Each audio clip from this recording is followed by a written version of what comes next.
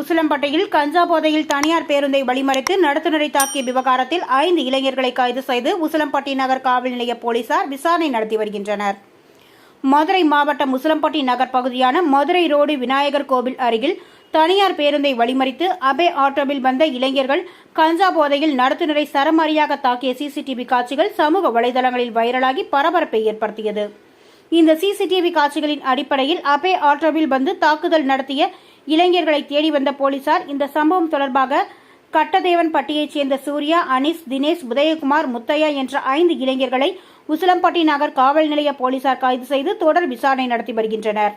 போலீசார் நடத்திய முதற்கட்ட விசாரணையில் அன்றைய தினம் பூச்சிப்பட்டியில் சாலை விபத்தில் உயிரிழந்த நண்பரின் துக்க நிகழ்விற்கு சென்றுவிட்டு மீண்டும் சொந்த ஊர் திரும்பிக் கொண்டிருந்த போது தனியார் பேருந்தை முந்தி செல்வதில் ஏற்பட்ட தகராறு காரணமாக மீண்டும் உசிலம்பட்டி நகர் பகுதிக்கு வந்து வழிமறித்ததுடன் தட்டி கேட்ட நடத்துனரை தாக்கியதாக கூறியுள்ளனர்.